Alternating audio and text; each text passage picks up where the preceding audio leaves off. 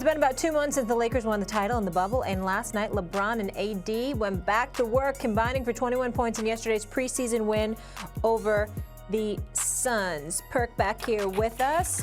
Stephen A., starting with you. Will you be worried, though, if the Lakers get off to a slow start? Not at all. Not even a little bit. Matter of fact, I expect them to. I wouldn't mind if they do.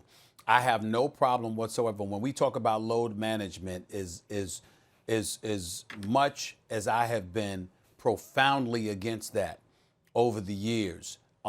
It's with the exception is LeBron James. If LeBron James, for any reason, said, you know what, I don't want to start playing until January, as a league, we should stand up and support him. Seriously.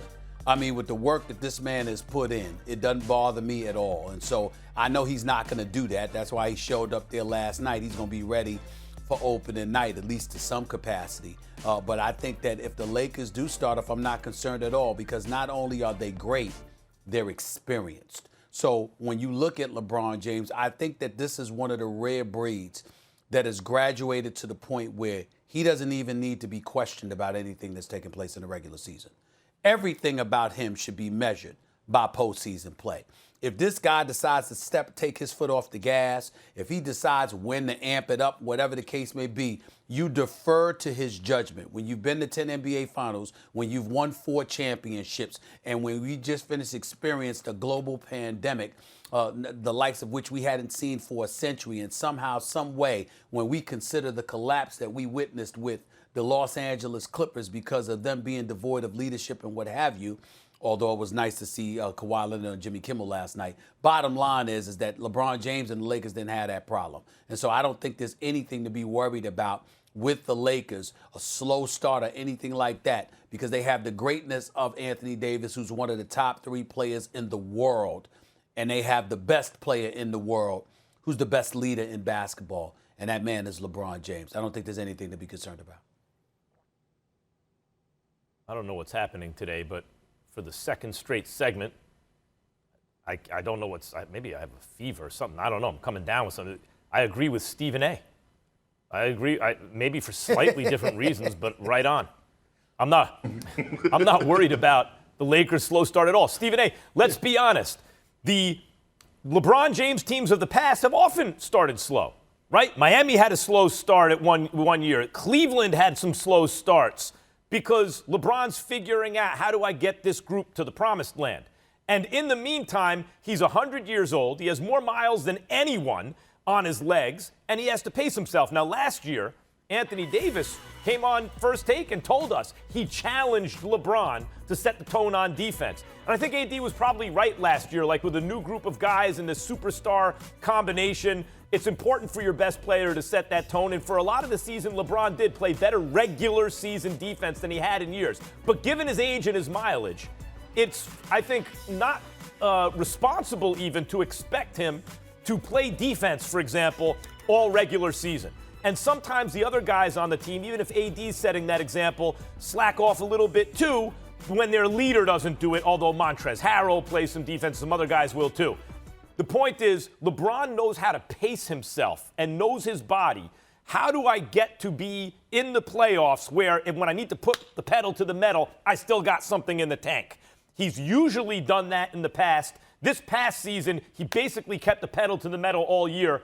But I wouldn't even recommend that he does that again. He's signed up for multiple years. He needs to pace himself so he's ready to go when they need him most.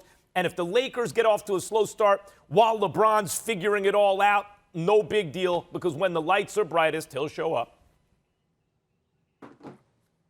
Well, I'm not worried about the Lakers at all. Matter of fact, the only thing I'm worried about is the Lakers coming out and dominating the league. Because when you look at this roster, in my opinion, this is the best roster on paper that LeBron James has had in the last 4 years. And no disrespect to last year's championship team, but when you look at the additions that Rob Pelinka made, I'm looking at this, and LeBron can pace himself. He can take games off and do load management because they have weapons. They have guys that could come in and get the job done and deliver in great fashion. And when I say that, I'm looking at a guy like Dennis Schroeder, who's capable in the regular season, especially that is capable of going for 30 plus a night. You got Montrezl Harrell, another guy that's capable of giving you 20 a night if LeBron just decides not to play that night. And then you have Anthony Davis, along with Wes Matthews, along with Marcus Gasol, along with Taylor Horton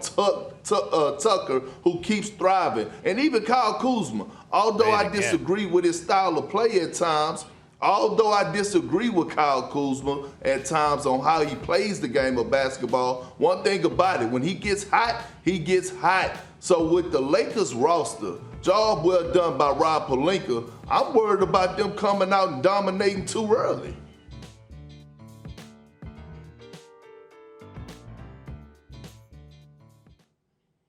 Oh, I'm sorry, Max. You did.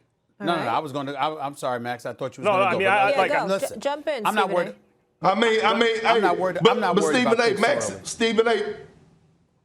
Stephen A. and Max, that's how it be. Sometimes y'all get quiet when Big Perk come on here speaking the gospel. Y'all get caught up in what I be saying and loving how I'm delivering this good gospel. Well, And first of sometimes all- you just got to fall back and listen. Yeah, that's well, what it is. first of all, you know better.